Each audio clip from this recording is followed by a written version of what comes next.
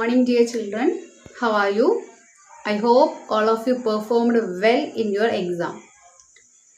Today we are going to learn new topics, balanced diet and deficiency disease. Do you know what is balanced diet? The food we normally eat in a day is our diet. The diet should contain all the nutrients, including water and roughage. Such a diet is called a balanced diet. Different ages need different types of diet. Those who are growing need proteins and carbohydrates. All people needs food item contains vitamins, minerals and dietary fibers. The diet of a person also depends on the amount of physical work he or she does.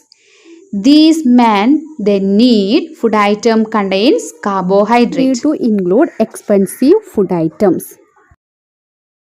Therefore, one can eat a balanced diet without expensive food materials. Are you aware that some nutrients get lost in the process of cooking and preparations? If the vegetables and fruits are washed after cutting or peeling them, it may result in the loss of some vitamins. The skins of many vegetables and fruits contain vitamins and minerals. Vitamin C gets easily destroyed by heat during cooking. We all know that cooking improves the taste of food and makes it easier to digest. At the same time, cooking also results in the loss of certain nutrients.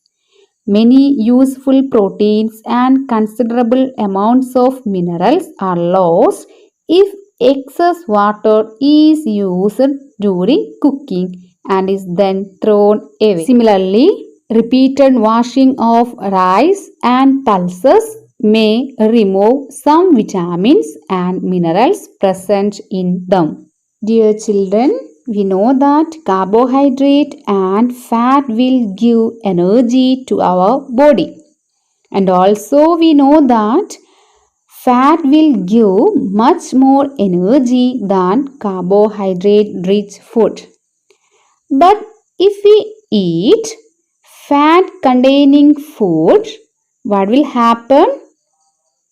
If you are eating too much of fat-rich food item, it will lead us suffering a condition that is called obesity, and it leads to diseases like hypertension and diabetes. Next topic is deficiency disease. Diseases caused due to deficiency of nutrients of our food are called deficiency diseases. Different type of deficiency diseases are the proteins deficiency diseases, carbohydrates deficiency diseases, vitamins deficiency diseases and minerals deficiency diseases. Let us discuss one by one. First one, deficiency due to carbohydrate. We know that carbohydrate give energy to our body. Lack of carbohydrates lead to body weakness and loss of stamina. If a person does not get enough proteins in his food, he is likely to have weak legs, mental retardation, slow body growth. Deficiency of different vitamins and minerals may also result in certain diseases or disorders. Let us discuss first one, vitamin A. We know that vitamin A enhances vision, provides resistance to infection and keeps hair and skin healthy. Disease caused by deficiency of vitamin A is loss of vision. That means poor vision or loss of vision in darkness, sometimes complete loss of vision. Next one is vitamin B1 and the deficiency disease is beriberi and the symptoms are weak muscles and very little energy to work. Next one is vitamin C. We know that vitamin C helps in healing wounds, builds resistance to common cold and maintains healthy gums. Disease caused by deficiency of vitamin C is scurvy and the symptoms are bleeding gums, wounds take longer time to heal. The next one is vitamin D. We know that the importance of vitamin D. Which are they?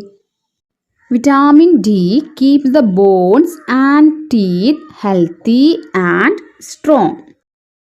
And disease caused by deficiency of vitamin D is ricket. From the picture itself, you can identify the symptoms of rickets. Which are the symptoms of rickets?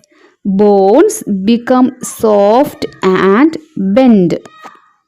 Bones and tooth decay are the diseases caused by the deficiency of calcium. Next disease is goiter. It is the disease caused by the deficiency of mineral iodine. Symptoms are glands in the neck appear swollen, mental disability in children. Next disease is anemia. It is caused by the deficiency of iron and the symptom is weakness. This table you can see in page number 16. Please copy into your science notebook and study. In the first column you can see the name of vitamin, second column deficiency disease and the third column symptoms. Dear students, today we have discussed many deficiency diseases. How can we prevent these diseases? Yes, all deficiency diseases can be prevented by taking a balanced diet.